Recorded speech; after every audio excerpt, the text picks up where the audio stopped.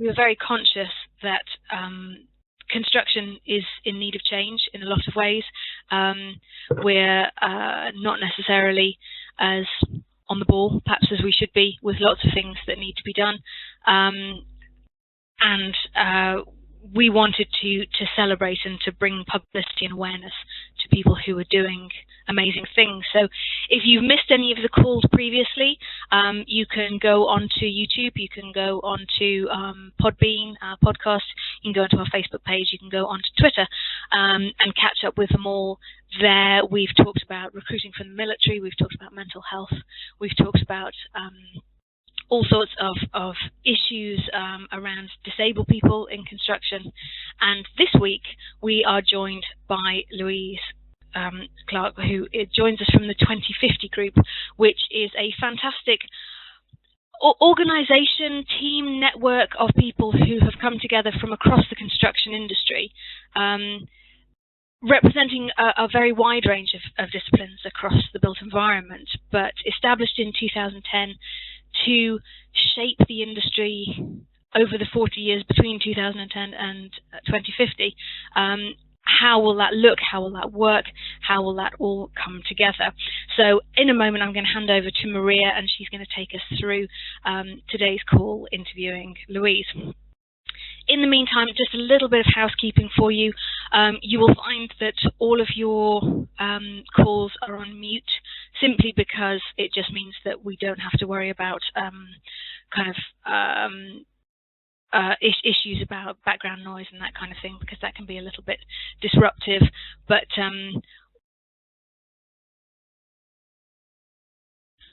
that will simply mean that if you've got questions, if you've got thoughts, if you've got comments, if you send them via the comments box on the Join Me call, I will pick those up. Equally, I'll be running the Twitter account while we do today's call. So if you want to tweet at @BEtheAction, and I can pick up any kind of technical issues that are going on there. This is, as I say, will be recorded and will be put up on YouTube, on Podbean, on Facebook and LinkedIn, but will also be available through some small media outlets that we have who do fantastic write-ups of our calls, and I really encourage you to read with them and to support them, because they're giving us a great deal of support themselves. So that's it from me. Thank you again for joining us, and let me hand over now to Maria to take today's call. Okay, hello everybody. And I'd like to say welcome to Louise Clarke. Thanks very much for coming on and being our guest today on BEtheAction. What inspired us to ask you to come on and talk to us was myself and Catherine were both at the Construction Industry Summit in September last year. And I think, well, Catherine was actually on the same panel as you. And we were sort of really inspired by what you had to say. I mean, the title of the presentation was called Delivering the Future. So it was about a skills base for the 21st century, and it was a panel and a discussion. But I think what came out of what you had to say was very different to what people thought you were going to say. And you talked about sort of, you know, yourself and your challenges about being able to bring yourself to work, and also about, you know, obviously being gay in the industry as well. So I just wondered if you wouldn't mind sort of sharing a bit about your experience and what led you to give that presentation in the first place. Yeah, sure. I guess what happened was I've been in the industry now for about 5.5 years, and generally I'm not openly gay within my organisation. Colleagues do know, but I'm generally not open about it. And must have been about 18 months ago now, I was at an industry event with some colleagues, and a site manager was there who was quite friendly with another colleague, and he built up the courage by downing 3 pints to then tell my other colleague that he was gay. and he was finding it quite difficult because he worked on a construction site, and how he, was living with his partner but didn't feel like he could actually speak about it at work, and this was actually affecting him quite a lot in his kind of relationships with the people that he had on site, because he didn't really feel that he could be himself.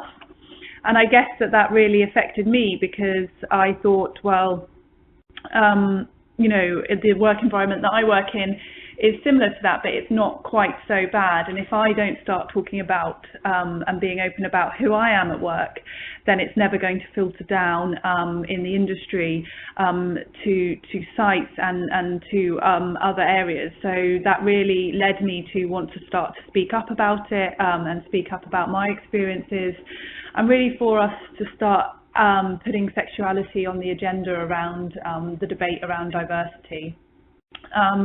Just so that it's on there, and so that people can start to talk about it and not feel that they can't, and so that we can start to create this inclusive environment where people can be themselves and they don't feel like they have to hide who they are in their work environment. Okay, brilliant, thanks for that. Would you mind sort of saying a little bit more about what your experiences have been? Yeah, sure. I guess, when you start a career, whichever industry it's in, you decide whether you want to come out or not. And I guess going into the construction industry, it's quite an old-fashioned industry. It's quite male-dominated. So it's easier to kind of stay in the closet than it is to come out. So my experiences have really been that I tend not to want to tell people until I'm very much embedded into an organisation and I feel that I'm happy with my job role, and I have kind of established myself within my career before I let that open. And I've had mixed reactions. So I've told a number of people now in my previous role, in my current role, and some people have taken it very well. And for most people, it's absolutely not a problem, and it's something that is just, I just mention it, and then it's just kind of a normal conversation that we can then have. Other people, it has been a bit of a shock, and there have been a couple of experiences where it has been a bit challenging, and you sometimes feel that maybe that relationship has been slightly damaged by you telling them. But then you never know that, whether you just think that or whether that's the truth. So I guess generally people are open to it, but I always think the people that I tell and I'm worried about tend to be fine about it, and then I kind of think someone's going to be okay about it, so I'm quite open, and then they tend to be the people that actually have a worse reaction. So sometimes that's difficult to gauge people's reactions, so it can lead you to not tell people maybe as frequently as you would like. Okay, yeah. And how has that impacted on you? I guess, on a day-to-day basis, it doesn't have an impact. It's more when you start a new role, you're very aware that you kind of have to hide yourself a little bit. You're not maybe very open about what you do at the weekend, who you're spending it with. You don't necessarily open up so much about your private life, because if you start to open up, then you tend to, it tends to lead on to other questions. So it can be,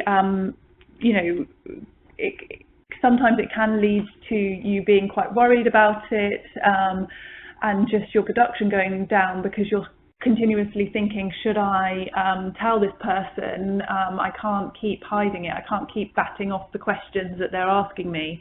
And it does sometimes build up, especially when you don't have anyone in an organisation that knows. I think it's really important, that first person, so that you feel you've at least got one ally in an organisation that you can talk to if you did have any problems. So I guess that's really my experiences since coming into the industry. Okay, yeah. I mean, you told me about some research and surveys, and there's a bit of information on Construction News. They had a really interesting piece about, it was called Smashing the Glass Closet. Yes. Which I think, it's a really sort of interesting term. So it talks about, men and women, but I suppose for women, it talks about, as well as having to smash the glass ceiling, you've got to smash the glass closet as well. Yeah. So there's sort of two things that that you need to look at. And I just wondered, what do you think needs to be done in the industry to start sort of to breaking that down, basically? Well, I think it's just there just needs to be a bit more openness about it. There needs to be more conversations occurring like this, so that it's on people's agenda, so that people are aware of it. I think that often it's forgotten when we talk about diversity. Sometimes it's something that is slightly maybe harder to talk about, so people tend not to think about it or talk about it. But all that needs to happen is really that a company, shows that they have an open and inclusive policy, and sexuality is part of that policy, and then just to ensure that people can have open conversations within the organisation, within their teams, with their managers if they need to. So I think it's just really about raising awareness and understanding that there are people in construction that are gay and that are working, and they may be alongside you, but people just don't necessarily talk about it. But if there was more of an inclusive environment, then people would maybe be more willing to open up and speak about their private life, and share that with people. So I think it's raising awareness within companies. Okay, and just incidentally, what actually brought you into the industry in the first place? So what made you think, right, I want to get into the construction industry? I guess the reason I wanted to get into the industry was I did a master's in urban design, so looking at the built form and how you can design it. And during that, I really focused on sustainability and how we can improve our environment and how people and the environment interact. And I was always interested in that. And so the best industry to influence that is the construction industry, because it's the development industry. So it has the greatest impact on our environment and our future environment. So that was really what drove me into construction. It wasn't really a career that I thought I was going to get into when I was younger, but I guess the path just led me that way. Okay, and so now you're a group sustainability manager, aren't you? So you're involved in the sustainability side of things. But I suppose with the 2050 group that you've been involved with, it's not just about sustainability from a kind of an environment and a technology point of view. It's about sustainability of the industry and the need to sort of attract young people into the industry and be the type of industry that young people actually want to join. Yeah, so part of sustainability is social sustainability. So it is a lot about people, and it is about the future and how we create the future. And so the 2050 group is really looking at how is the industry going to develop and evolve and be a great industry in 2050 that encourages the next generation to join it and want to be part of it, to build a better built environment, and to influence construction going forward. And one of those things is, encouraging more people into the industry is key to that, and ensuring that they have an inclusive environment where they can work is really important.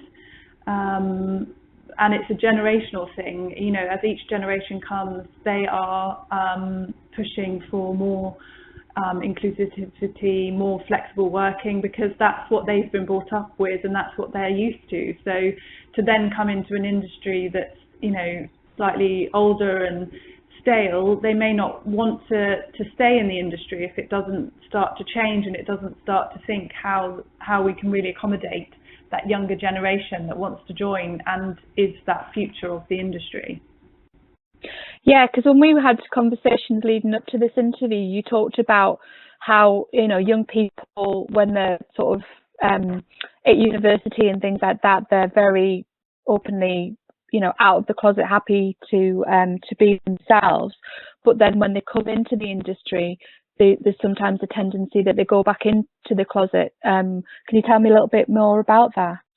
Yeah, I think the statistics are that, and this is especially with women, so 3/4 of women who are openly gay at university and in their private lives then decide to go back in the closet when they're in the work environment, because, you know, either they're unsure of it, they're worried that it's going to affect their future career, or they don't feel that they can be open and honest about who they are in that work environment.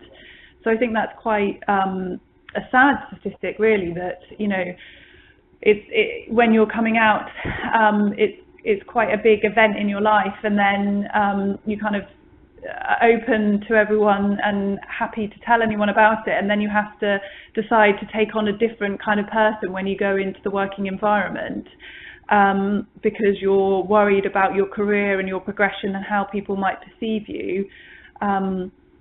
It's a shame that a lot of young people do feel that they have to go back into the closet.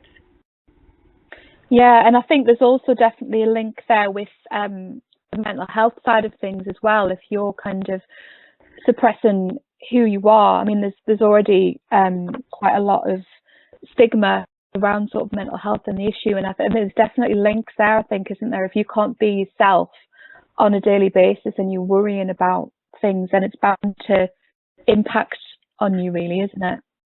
Yeah, definitely. And I think it's just that it's the situation of when someone is talking to you about your plans for the weekend or what you're doing that evening, and you know that there's a conversation coming that you might have to lie about, or you might have to dodge because you don't feel comfortable with being yourself.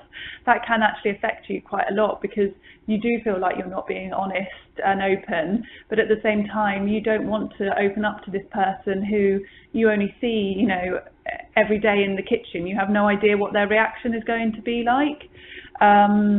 So I think it can affect your mental health quite a lot, because you're worried about those situations, and you're just concerned that you're not really being true to who you are. And there's another statistic that says that 64% of LGBT women in particular have had a bad experience coming out in the workplace.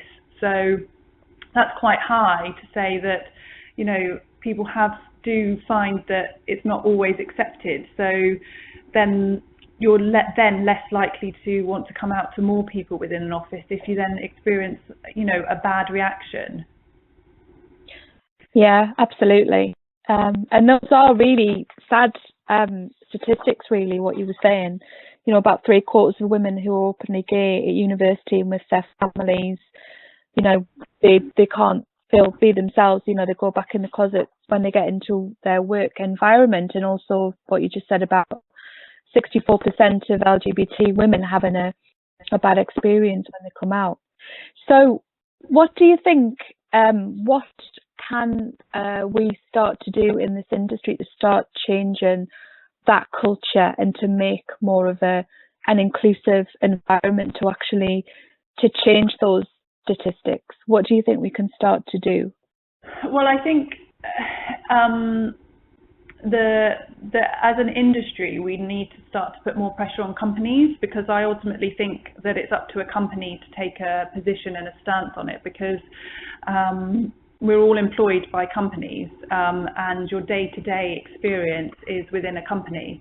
So in one sense, I might be happier being out and gay in the industry, but I may not be as happy being out and gay in my company, because they're my employees, and so you're worried about it. So I really think that we need to start to, as an industry, try to encourage companies to have these conversations and start to put it on their agenda, and start to hold events, start to hold sessions where it's spoken about, and people can start to feel that they can talk about it. Skanska is a great example that they held a LGBT event a couple of years ago, and Mike Putnam spoke at that event. So it was really coming from the top leadership level that they were really embracing this. And I think if you get that high level buy-in, then it helps to trickle down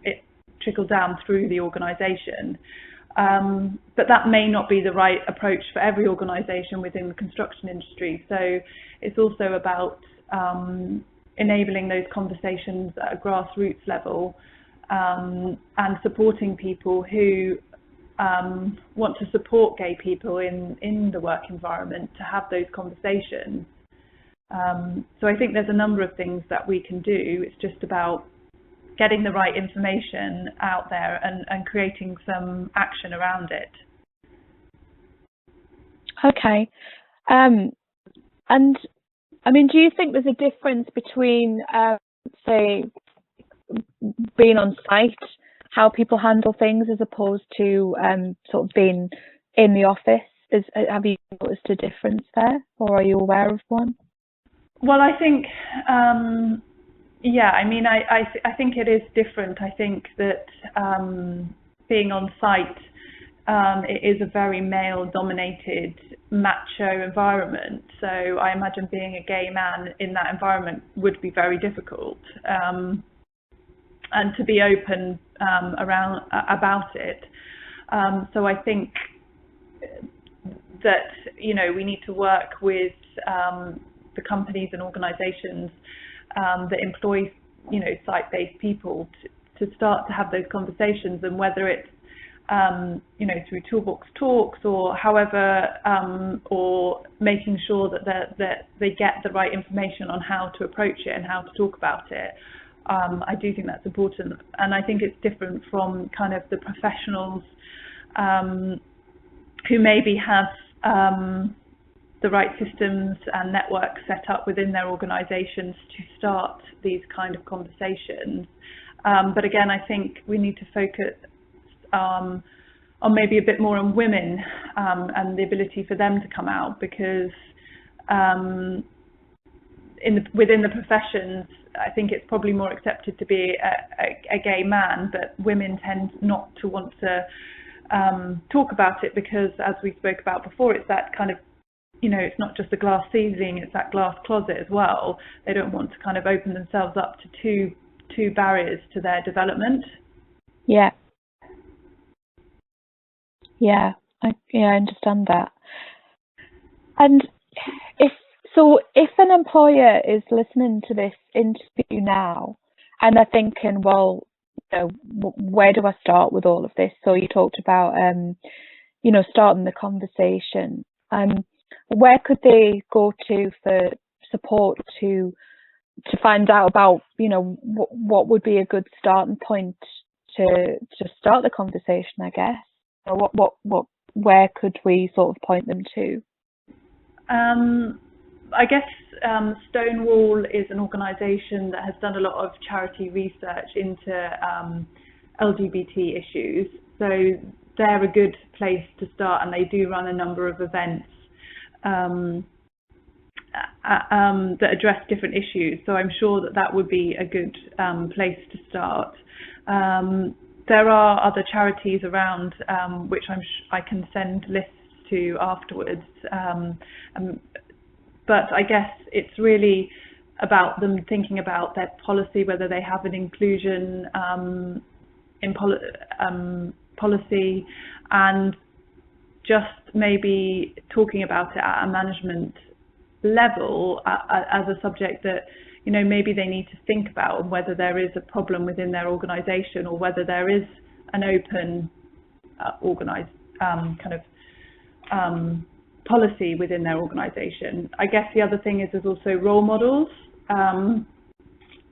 People often talk about wanting to have role models and people to look up to, especially senior people within organisations. So I know that other industries such as finance and the lawyers have looked to find role models within the organisations at senior positions that have helped other young people to kind of be open and for it to be accepted within their organisation because they see it at a senior level. So maybe just having more role models come forward to talk about it would be a good way to start to address the issue as well. And what would a sort of typical, what would a policy look like? You know, where would they kind of start with all of that? What messages would they want to get out to their employees and sort of, you know, have trickle down to grassroots level? I guess it would really be, you know, it wouldn't be a separate policy. It would be making sure that it's in their diversity or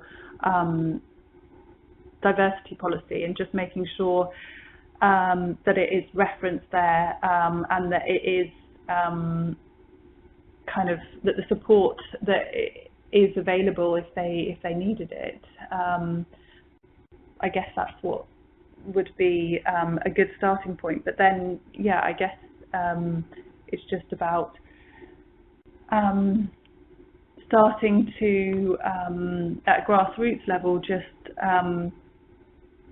people or managers being able to go on some kind of training or anything that upskills them so that they feel that they can talk about it with their employees, and just having those kind of open conversations.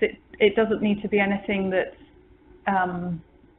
you know, a big event or anything. It can just be small conversations that start to show people that they're working in an inclusive environment. So whether it's referencing someone else that they know or a story, but just, you know, talking about maybe relatives that are gay, just dropping that naturally into the conversation will enable people to feel like they can talk about who they are if they know that other people around them have, you know, colleagues and friends that they'll feel much more comfortable about coming out themselves. Yeah.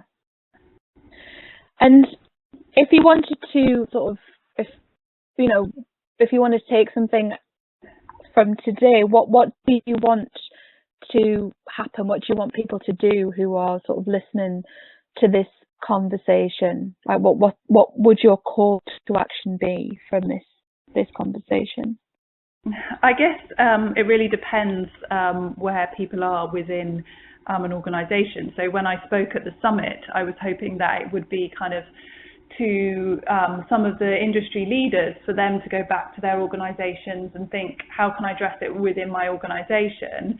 But also, I also wanted it just for people to go back to their working environments and start to maybe talk about it and say that they'd, you know, been to this, heard this talk, or listened to this webinar, and just have a general conversation with someone, even if they know that they're not gay, just so that it starts to ripple through the organisation, and start to maybe think about widening that up and talking to more people about the issue, so that, you know, they do feel maybe there is someone, you know, in their wider network that is actually gay and doesn't feel like they can come out. But if they start to hear those conversations within the working environment, then it may give them more confidence too.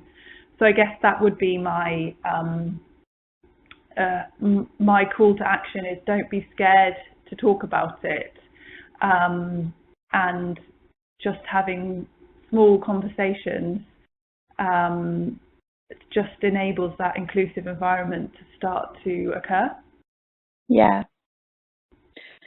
so it's different things on different levels, really, isn't it? It's, from what I'm hearing from what you're saying, it's the large organisations thinking about it, but it's also, you know, the smaller companies, because, you know, the business, the industry is predominantly made up of SMEs and micro businesses, and exactly. It's how you sort of break down the culture and target it in different ways. But I think you've given us some brilliant information and things to think about, and you talked about Stonewall as well. If people want to get in contact with them, which is great. And also, I mean, I'm aware of the RICS Inclusive Employer mark as well. So that's another place that people can sort of go to have a look and sign up to. But yeah, it is very much starting those conversations. So I'm going to wrap things up now because I'm conscious that it's gone really fast and then we're at time now. So we'll hand you back over to Catherine. But I just say thank you so much for sharing your experience with us, and it's been absolutely brilliant. You know, it's opened my mind. I'm hoping that it opens other people's minds, and it's just another thing for us to do to actually create that inclusive, sustainable industry that we all want and need. So thank you so much for taking time out. No worries. No worries. Thank you, Maria, and thank you, Louise. Thank you so much to all of you for joining us today. I'd really encourage you, if you were at the Construction Industry Summit last September and you saw Louise talk, or if you've been inspired by today's call, please jump over to our Facebook page and just share your experiences of how you've started these conversations in your own workplace, how you think you could, what sort of opportunities that's provided. Or if today's call has triggered ideas and thoughts for you. Obviously, there are as many questions as there are answers, really, for this issue and this topic, but I'd really encourage you. So we are BEtheAction on Facebook, and we are BE_TheAction on Twitter. Please do get in touch and just share your thoughts and ideas. And as Louise said there, looking for ways, ideas, opportunities within your organisations to take this forward. And I think it's something really, really powerful to do. Next month, we're back to the second Friday of the month, so that is the 12th of May, where we'll be joined by Alison Watson from Class of Your Own, Design, Engineer, Construct. So we look forward to seeing you then. Thanks again, and speak to you all soon. Bye. Thanks.